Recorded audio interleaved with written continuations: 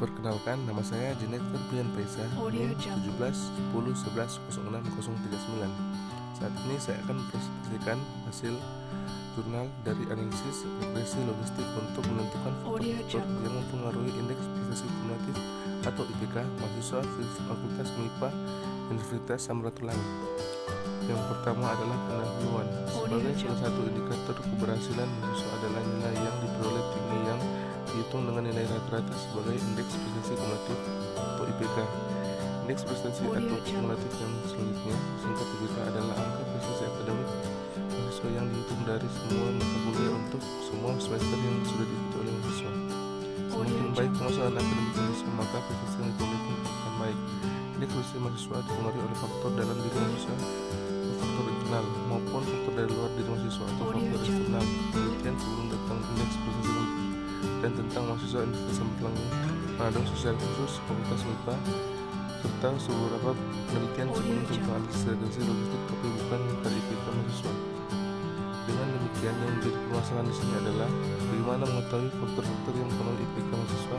Kita dapat digunakan analisis regresi logistik biner. Regresi logistik merupakan suatu metode analisis regresi dengan variabel respon merupakan variabel biner atau kategorik. Untuk variabel respon bersifat biner atau dikotomus yang terdiri dari dua kategori, yaitu 0 dan 1, sehingga analisis regresi logistik digunakan untuk menekan faktor-faktor yang mempengaruhi indeks prestasi mahasiswa. Analisis regresi merupakan salah satu analisis yang bertujuan untuk mengetahui variabel terhadap variabel lain. Model regresi yang paling sederhana adalah mode, sehingga dalam bentuk persamaan sebagai berikut. Itulah salah satu contoh yang ada di slide untuk persamaan analisis regresi. Di sini ada 4: analisis regresi logistik biner, uji model regresi logistik, uji hipotesis parsial, dan interpretasi koefisien parameter dari variabel dikotomi. Dan ini adalah metode penelitian dari slide yang saya jelaskan. Berikut adalah langkah-langkah analisis data sebagai berikut. Pertama adalah pengumpulan data lewat kuesioner. Kedua, mencari nilai rata IPK dari 80 responden dengan menggunakan rumus sebagai berikut. Ketiga, menentukan model regresi logistik. Keempat, melakukan uji hipotesis berganda atau uji model dengan menggunakan statistik uji Y. Kelima, melakukan uji hipotesis parsial dan menggunakan statistik uji Wald. Keenam, melakukan analisis pengaruh setiap variabel biner dan menggunakan odds ratio.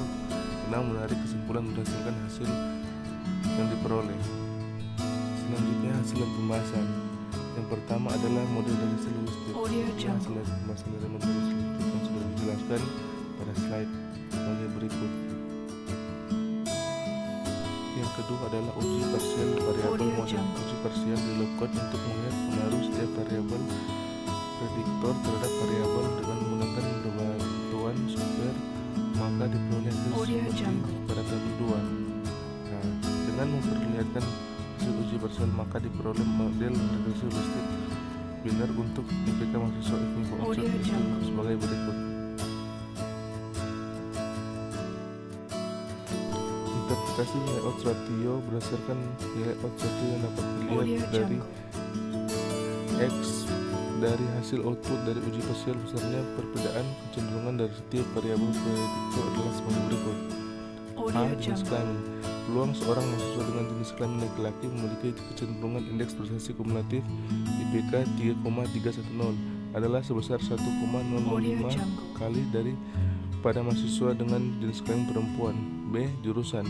Peluang seorang mahasiswa jurusan matematika memiliki kecenderungan indeks prestasi kumulatif IPK 3,310 adalah sebesar 4,043 kali dari yang pada mahasiswa jurusan kimia. Tempat tinggal. C.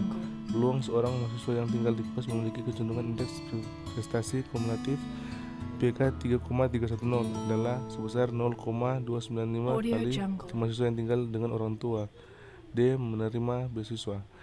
Peluang seorang mahasiswa yang menerima beasiswa memiliki kecenderungan indeks prestasi 3,310 adalah sebesar 1,441 kali daripada mahasiswa yang tidak menerima beasiswa.